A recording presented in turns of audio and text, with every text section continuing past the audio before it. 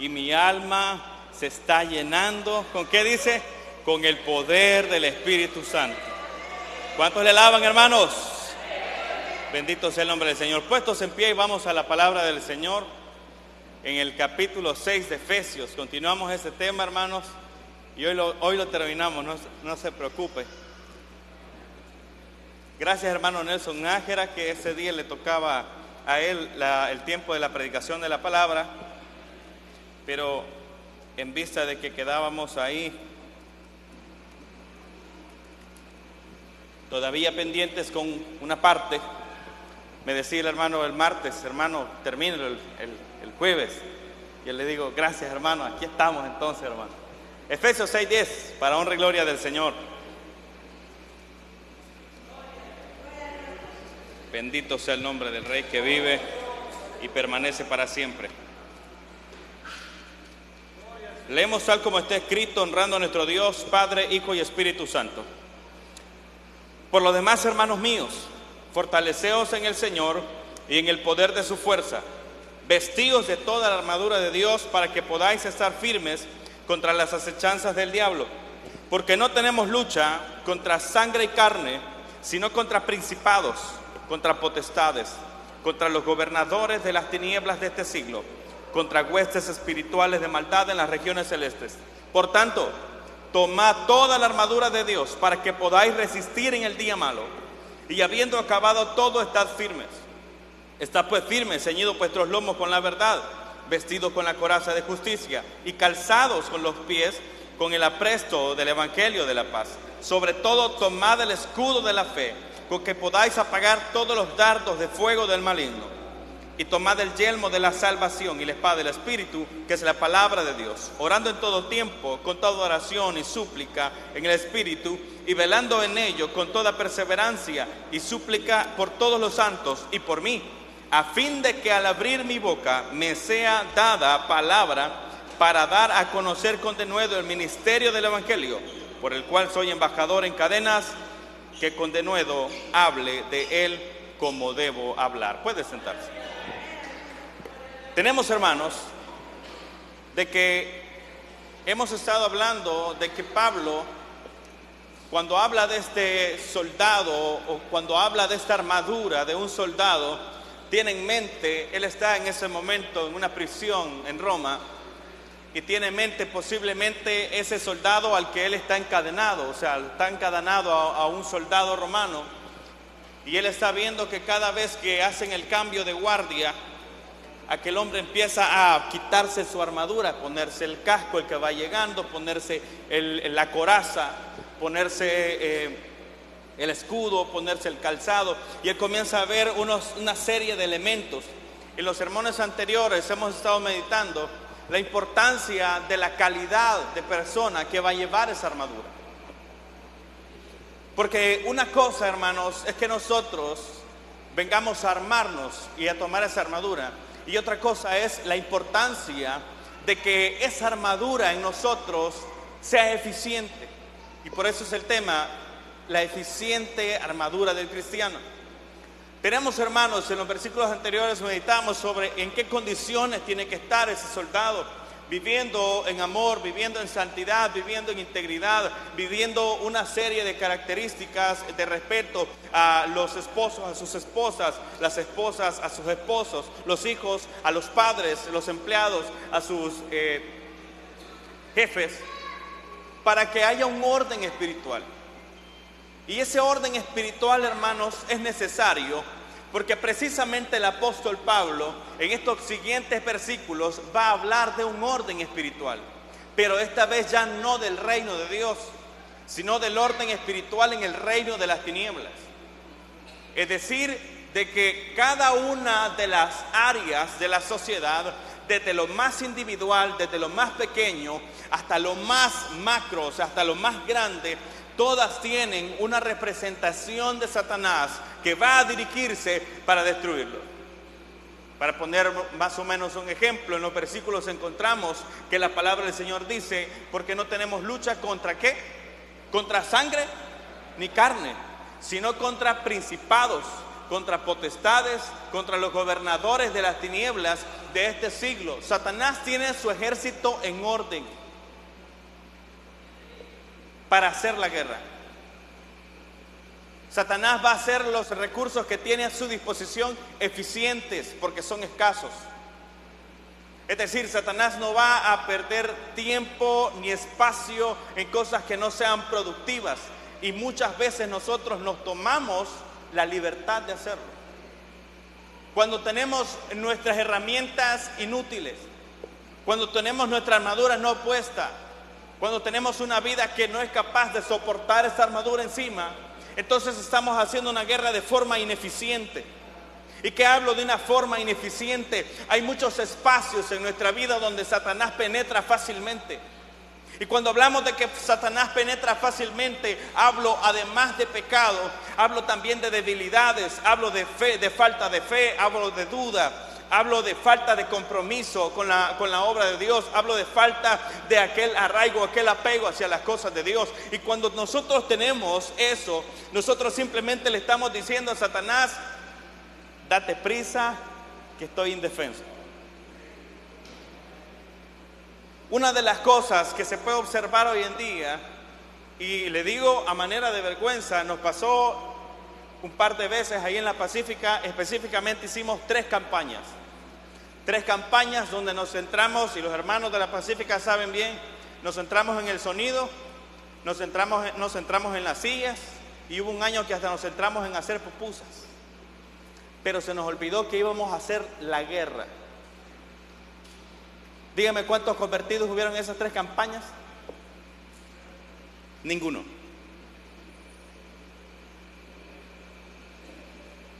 ¿Sabe por qué?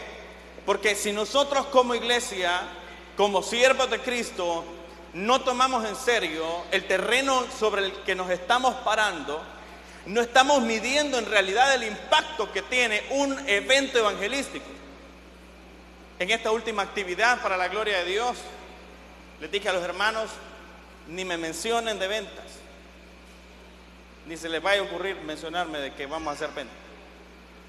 Díganle a las amigas que viven alrededor que vengan, que hagan su venta y que se queden, por lo menos la palabra van a escuchar. Nos venimos a hacer unos ayunos, estuvimos orando, y para la gloria del Señor tuvimos un convertido. Uno. ¿Sabe qué me deja entrever eso a mí? Que para ganar un alma es un trabajo enorme el que tenemos por delante. Para ganar a uno. Y que ese uno persevere. Pasamos un tiempo también siguiendo gente. Congréguese, asista, vamos, no sé qué, arrastrándolos para un lado y para otro. Y los hermanos son también testigos de eso. Llevábamos, traíamos y andábamos. Bueno, hermano, vamos, hermano, va a ir, hermana, vamos. Nada. Y entendemos una segunda verdad. Es lo que dice allá el libro de los Hechos, que cuando llegó el poder de Dios sobre la iglesia, que cuando llegó el poder de Dios sobre los creyentes, que cuando la iglesia empezó a ser revestida, que cuando los creyentes vivían en unidad, que cuando los creyentes vivían conforme a la voluntad de Dios, el Señor añadía a la iglesia, ¿a quiénes? Los que habían de ser salvos. Y para la gloria de Dios, del año pasado o antepasado a este, hay unas personas nuevas que tienen el deseo de perseverar, que tienen luchas como todos nosotros, por supuesto que las tienen, que tienen dificultades para seguir al Señor, por supuesto que los tienen, pero es ahí donde la iglesia debe de armarse como un ejército. Y lo que les comentaba, una de las formas de estrategias de guerra, el momento de utilizar los escudos de los cuales está hablando el apóstol Pablo, era que los que estaban enfrente, los escudos medían como 1,20 más o menos y 60 centímetros de ancho, eran de madera forrados con cuero, que servían para detener las flechas encendidas que lanzaba el ejército enemigo. Una de las formas de escudarse, les comentaba, era que se paraban todos en fila los que estaban enfrente y unían todos los escudos, de manera que ninguna de las flechas pudiera penetrar hacia adentro del batallón. Pero eso lo vamos a ver más adelante. Veamos, versículo 10 dice: por lo demás, hermanos míos, fortaleceos en el Señor y en el poder de su fuerza. Una de las principales tropiezos en la guerra espiritual es no reconocer que la fuerza viene de parte de Dios. Amén, hermanos. Es que yo tengo 20 años aquí. Yo le puedo decir, yo tengo 15 años predicando. Pero por mi voluntad, hermano, no. Por voluntad nuestra, ¿hacemos lo que hacemos aquí en el altar? ¿Cantantes? No. ¿Predicadores? No. ¿Ministros? No. Ganamos esta guerra cuando nosotros estamos completamente enterados que dependemos de la gracia del Señor. La iglesia avanza, la iglesia camina cuando Dios va adelante. ¿Por qué? Porque yo soy un simple miserable que ante el poder de las tinieblas no puede nada, pero poderoso es Dios que va delante de nosotros para romper cadenas, para abrir puertas, para botar los muros en el nombre de Jesús de Nazaret. Es curioso porque dice, fortaleceos en el Señor y en el poder de su fuerza. O sea, yo no estoy para pelear en mis propias fuerzas. Yo no estoy para pelear en mis energías. Porque yo para agarrar energía, los hermanos que están yendo a trabajar los sábados, saben muy bien que se tienen que comer unas 3 tortillas en la mañana para aguantar toda la jornada de temprano, ¿vea? Pero la fuerza del creyente no viene de las tortillas, hermano. Ni viene de los recursos, ¿vea? Viene del poder y la misericordia del Señor. Cuando vemos, dice el apóstol Pablo, fortaleceos en el Señor y en el poder de su fuerza, y dice, vestidos de toda la armadura de Dios. Hay un escritor que relata esta parte como una ilustración y dice que nosotros somos como ese policía de tránsito que tiene el derecho y la facultad. O sea, son dos cosas. Tiene el derecho de ejercer la ley porque es su trabajo, pero también está facultado por la ley para ejercer la ley. ¿Qué le quiero decir con esto? Usted ve, se arruinó un semáforo, pero está un hombre vestido de azul con un pito en la boca. Cuando ese hombre ve que vienen de este carril, les levanta la mano y les pita, ¿qué pasa con el tráfico? Se detiene. ¿Qué pasa si se para usted a media calle? Porque usted tal vez tenga las habilidades para hacerlo y tal vez tenga un silbato, pero no está autorizado ni facultado para hacerlo. Amén, hermano. Esto ocurre, quiero que vaya conmigo al libro de Hechos. Esta parte lo ilustra de la mejor manera posible. Hechos capítulo 19. Hechos 19, 13.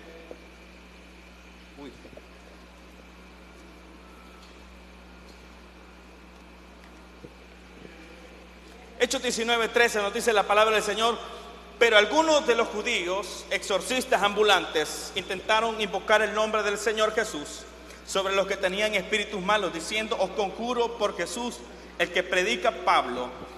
Había 7 hijos de un tal Esceva, judío de los sacerdotes, que hacían esto.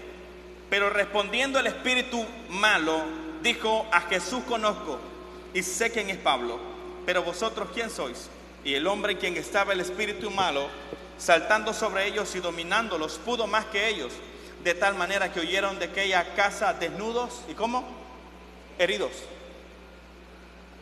Ese es un clarísimo ejemplo de cómo alguien que no está autorizado por Dios, de que no tiene el Espíritu Santo, de que no tiene el respaldo de Dios, quiere hacer la obra de Dios en nombre de Dios. Hermanos, y eso no está lejos, hermanos, no está muerto en el pasado. Eso se sigue viendo hoy en día. Eso trágicamente lo podemos seguir experimentando. Ministerios o ministros que de repente se ven a la publicación y famosos en redes sociales, pero en la práctica no llevan fruto, porque precisamente estamos acostumbrados solamente a hacer pantalla, como estos muchachos de hijos de Seba. Estamos acostumbrados a que todo el mundo dijera, aquí vienen los exorcistas, aquí vienen los exorcistas, pero delante de Dios y en el reino espiritual nadie los conocía. Nosotros, para tener un lugar siquiera de reprender una gripe en el nombre de Jesús. Tienen que conocernos en el reino espiritual, y la única forma y la única ruta es que conozcamos a Dios de rodillas, clamando, invocando el nombre del Señor, llenándonos del poder, de la fuerza del Espíritu Santo. No hay poder que nosotros podamos tener por nosotros mismos, sino aquel que recibimos de parte del Señor.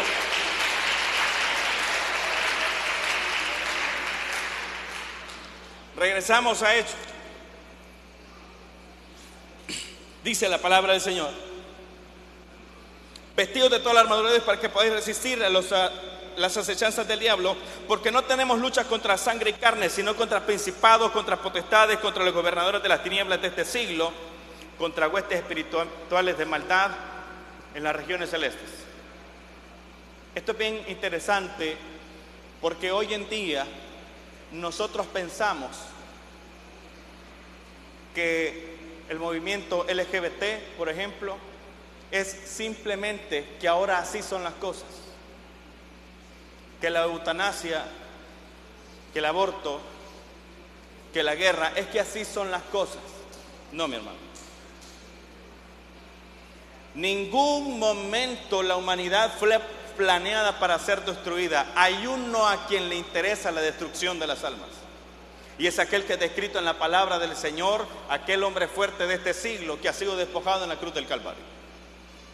Entonces nosotros tenemos que tener bien en claro que cuando la palabra del Señor nos ordena orar por nuestros líderes, orar por nuestras autoridades, orar por los políticos que están en el gobierno, tenemos esa responsabilidad, porque de lo contrario delegamos completamente el gobierno al poder de las tinieblas.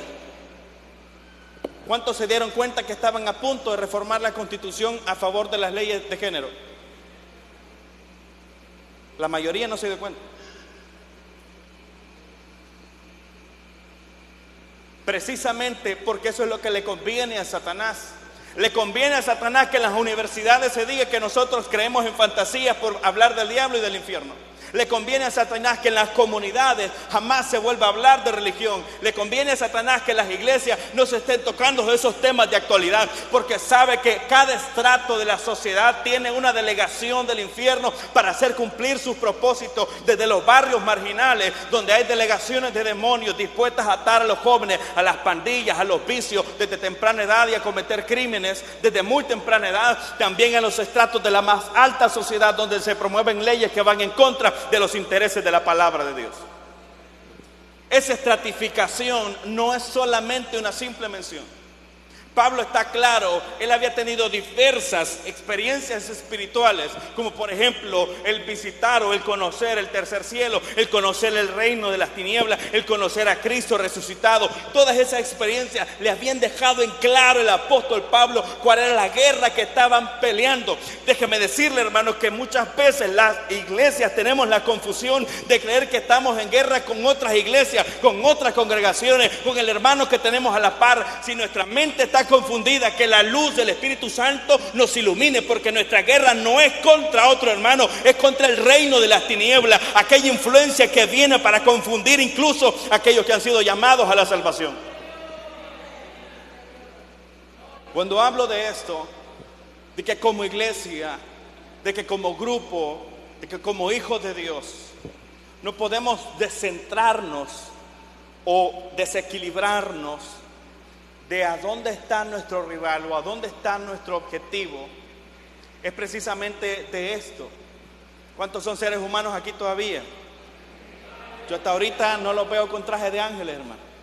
Todos somos seres humanos, y como seres humanos estamos sujetos a errores, algunos más graves, otros más simples, pero unos errores simples a veces generan discordia entre hermanos. Presta atención a esto. A veces genera que la hermana diga: yo ya no voy a ir a esa iglesia. A veces genera que el hermano diga: yo mejor le voy a entregar el ministerio al pastor, yo mejor voy a hacer esto. Satanás está metiendo gol a sus anchas cuando nosotros no identificamos que el ataque o la dificultad que se ha generado entre mi mismo grupo de hermanos, incluso dentro de tu casa, dentro de tu familia, no viene generalmente de la otra persona con la que estás discutiendo, viene por una obra extremadamente planificada de Satanás, porque sabe a qué le está apuntando. Es ahí donde nosotros tenemos que tener puesta esa armadura, tener la conciencia de que nuestra guerra no es con la carne, como dice la palabra del Señor, es contra aquellos que están obrando para que ustedes y yo tropecemos en la fe cristiana. Sigue diciendo el versículo: por tanto tomad toda, ¿cuánto dice? Toda la armadura de Dios, para que podáis resistir. ¿Cuándo dice? En el día malo.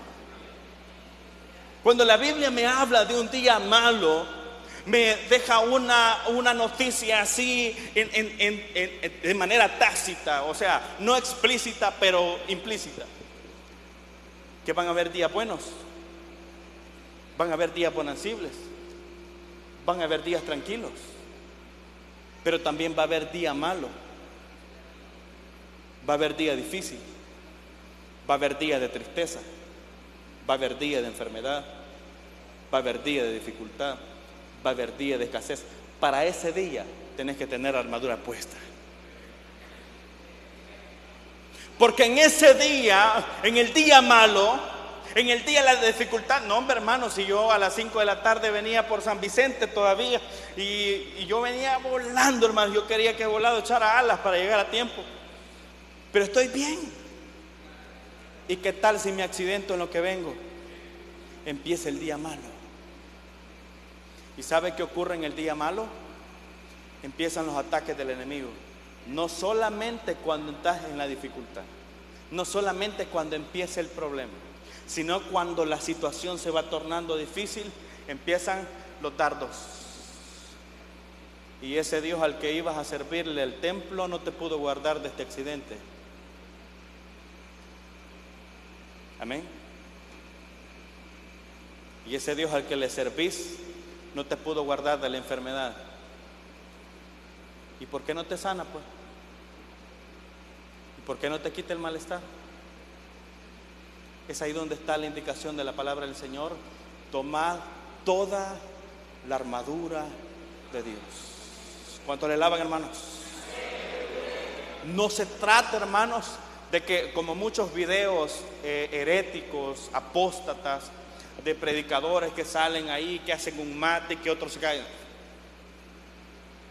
No tiene ningún propósito espiritual esos espectáculos. No tienen nada de edificación. Vea lo siguiente, dice la palabra del Señor: estad pues firmes, ceñidos vuestros lomos con la verdad. Tengo 10 minutos, hermanos, así que vamos a correr.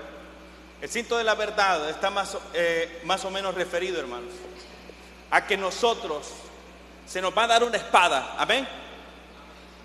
Dice que tenemos una espada, y la espada que tenemos a disposición es la espada que sale de su boca, es decir, la palabra de Dios. Pero esa palabra de Dios solamente la vamos a poder utilizar cuando tenemos el cinto de la verdad puesto. El cinto consistía en una faja de cuero que muchas veces llevaba incrustaciones de metal, que servía para socar los lomos, pero también para llevar la espada.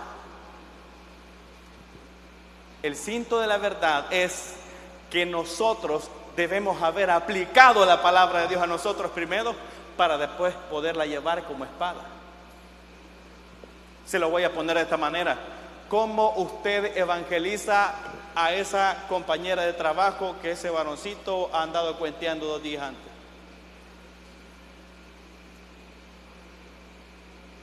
¿Cómo usted le presenta el plan de salvación a esa vecina que le apedrea las gallinas todos los días? Eso es ponerse el cinto. Que esta palabra primero se cumpla en mí. Que esta palabra primero tenga mis delimitantes. O sea, que lo que me rodea a mí, que lo que me soque a mí, que lo que me apriete a mí primero sea la palabra de Dios. Porque muchas veces quieren venir a predicar, o habemos predicadores que venimos a predicar una cosa pero vivimos otra. O sea, la palabra para que sea eficiente para otras personas, para que poderla usar como espada y blandirla como espada, debo de haberla aplicado primero a mi vida. Y de esa forma va a poder ser eficiente dentro de las personas que le escuchan también. Vea lo que sigue diciendo. Ceñidos vuestros lomos con la verdad y vestidos con la coraza de justicia. Estos dos van de la mano, se complementan. El cinto complementaba el casco, este casco que se ponía en la parte superior, que se conoce como la coraza de justicia. Esta coraza servía para proteger los órganos vitales, para proteger el corazón, pulmones, toda la parte del tórax. Esta parte me habla mucho, o más bien los intérpretes dicen que habla mucho de la integridad. Óigase bien, hermano, todavía no son armas de ataque, son armas defensivas lo que estamos viendo.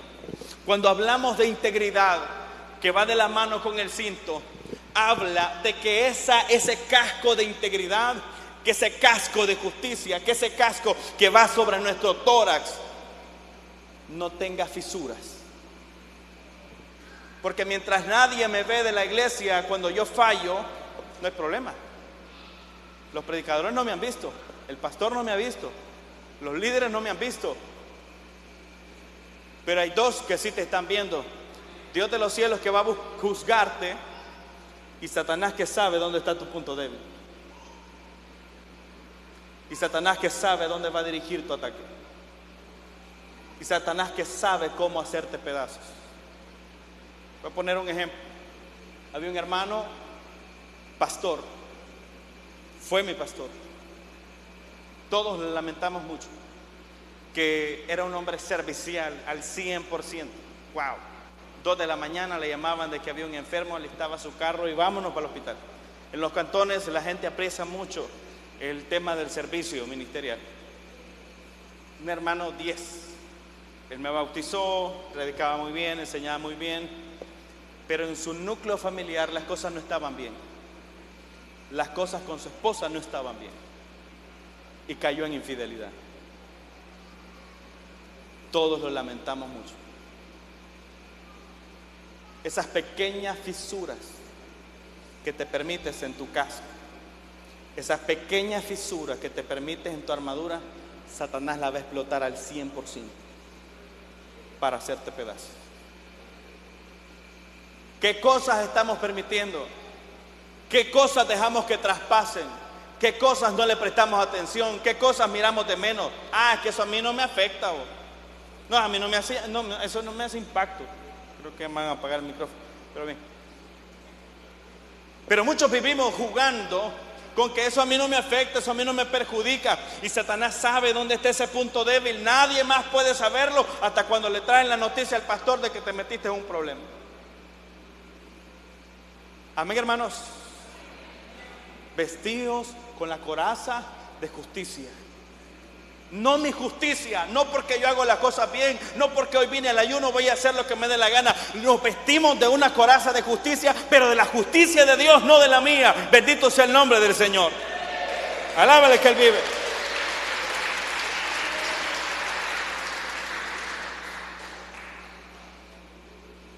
Cuando hablamos del calzado, sigue diciendo: y calzado los pies con el apresto del evangelio de la paz. Escuchábamos la prédica del domingo, está cerca de terminar, hermano, no se preocupe. Escuchábamos el domingo de la necesidad de la iglesia de predicar, de evangelizar, de llevar el mensaje, de convertir a los no convertidos, de decirles que hay una esperanza de salvación. Pero ese evangelio de paz debe de habernos llenado de paz a nosotros primero.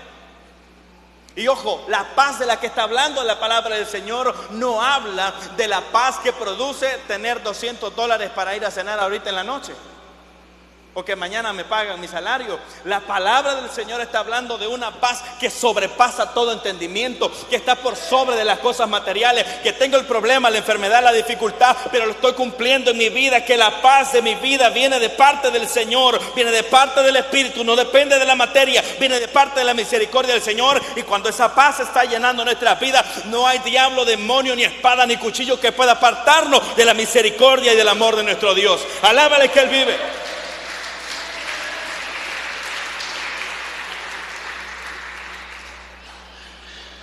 habla del escudo de la fe. Dice, sobre todo tomad el escudo de la fe con que podáis apagar los dardos de fuego del maligno. De esto ya hablé hace un momento, que fue lo que le dije, que en ese momento de mayor crisis, de mayor dificultad, entonces vienen los dardos del enemigo. ¿Cuántos no se han alejado del Señor cuando vino el problema? ¿Cuántos no se alejaron del Señor por una oración no contestada? ¿Cuántos no se alejaron del Señor porque a su criterio Dios no les escucha? ¿Cuántos no se alejan del Señor porque no ven cumplidos sus intereses y propósitos? ¿Por qué? Porque no tienen puesto el escudo de la fe. Aquellos que deciden tener puesto el escudo de la fe no dan lugar a ninguno de esos malos pensamientos. Señor, si se da, no importa, yo soy tu siervo, soy tu discípulo. No vengo por panes y por peces, vengo por la sangre de Cristo que perdonó mis pecados en la cruz del Calvario y me ha dado vida eterna. Bendito sea el nombre del Señor. Versículo 17 dice, y tomad el yelmo de la salvación. Óigase, el yelmo era esa protección que iba en la cabeza. ¿A cuántos creyentes hoy en día nos hace falta esa protección en nuestra cabeza?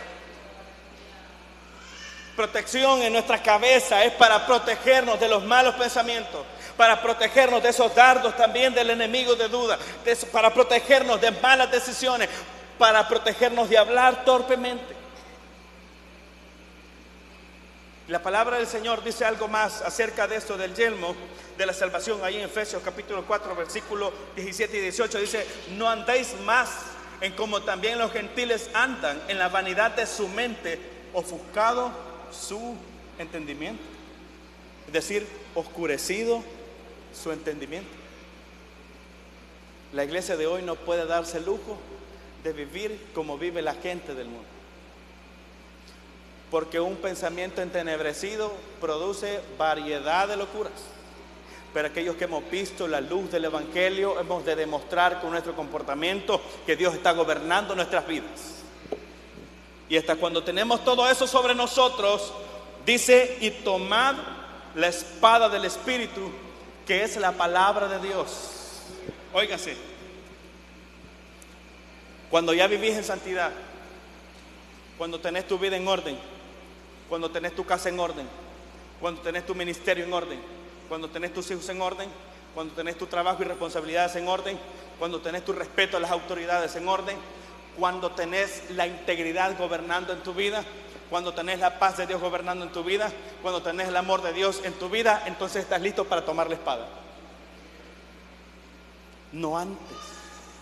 Porque antes, si nosotros tomamos esta espada, que es capaz de hacer pedazos, dice la palabra misma, es capaz de partir el alma y el espíritu, antes de estar llenos del amor de Dios, antes de utilizar esta espada para irla a blandir allá afuera y partir el alma y el espíritu de los inconversos, la vamos a utilizar para traspasar con ese hermano con el que no nos llevamos bien. Ahora nota la importancia. Antes de que esta espada comience a blandirse en nuestras manos y podamos utilizarla eficientemente, debe de haber transformado nuestros corazones, porque la palabra siempre se va a cumplir. La palabra va a regresar, dice, ella nunca va a regresar vacía, va a cumplir el propósito para el cual fue hecho. Pero ojo, aquellos que hacen la obra de Dios, dice la palabra del Señor, que toda su obra va a pasar ¿por dónde? Por el fuego. Y a través del fuego, esta obra va a ser probada. Y lo que sea madera, hojarasca y zacate, ¿qué va a pasar? Se quemó. Y la obra que sea conforme a la voluntad de Dios va a permanecer. Los últimos versículos de este libro, de esa parte, nos hablan de cómo entonces tomamos esta armadura. Está en el versículo 18, orando en todo tiempo, con toda oración y súplica en el Espíritu, y velando en ello, con toda perseverancia y súplica por todos los santos. Hermanos, yo sé que al día de hoy todo mundo está aburrido de saber que en la iglesia predicamos acerca de la importancia de la oración. Pero no hay otra forma, hermano. No hay otro camino. Usted se llena del poder del Espíritu Santo cuando estamos sujetos a la oración. Por una simple razón, esta obra no es mía ni suya. Esta es la obra que está bajo la voluntad de Dios. Y si está bajo la voluntad de Dios, aquellos que hacen esta obra han de estar también bajo la voluntad de Dios. Póngase en pie, vamos a orar. Hay peticiones de oración. Hay peticiones de oración. Hermana Ana González y familia, hermana Elba Serpas, su hijo Albeiro Serpas. Quiero que le vemos, hermanos, una petición de oración, porque la palabra del Señor nos manda a interceder unos por otros.